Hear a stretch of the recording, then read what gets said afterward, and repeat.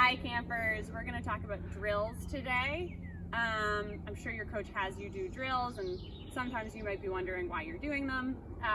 They're great to do, before a workout or after a workout or after an easy run to make sure that you're working on the little pieces of your form that when you're in a workout or you're in a race, you have less control over because you're working really hard.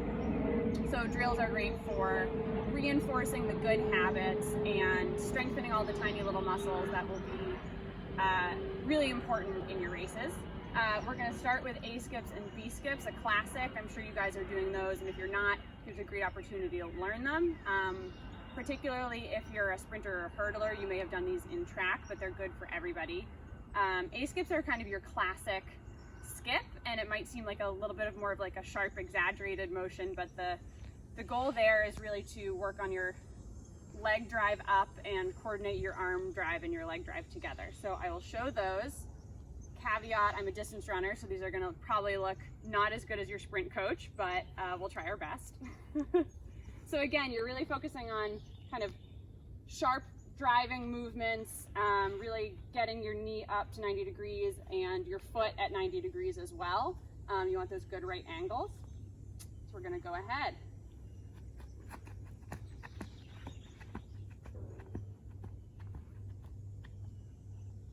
All right, and so the next one is B skip, which is an exaggeration or an extension of A skip. So you do that A skip motion, and then you're going to bring your leg forward. So this is really good for, again, hurdling, for your lead leg, but just in general, it's great to activate the whole lower half of your body and make sure everything's working together. So we're going to do some B skips.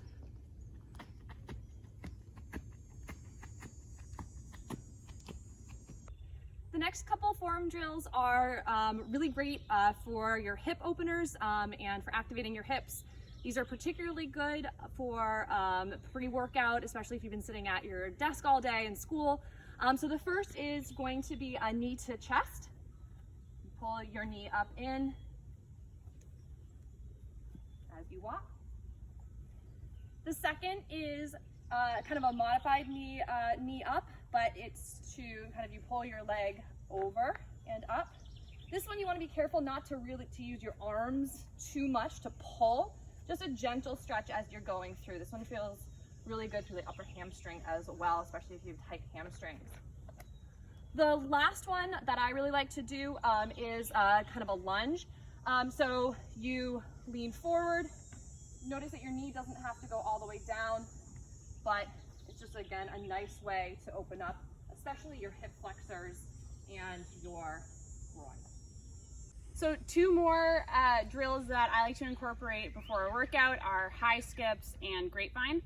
High skips are just good to get your heart rate going, get everything kind of loose, your ligaments and your joints ready for a workout, so they know what to expect when you start running fast. And grapevine is good to work on kind of it's called your like thoracic spine mobility. So that's that twisting motion that you get. So when you're going over with the grapevine, it's working on making sure that your spine is nice and stretched this way. Because actually your torso and your core work in a straight line when you're running, but it's really important to have that flexibility and control of the motion side to side as well. So we'll do high skips, and then we will do grapevine on the way back.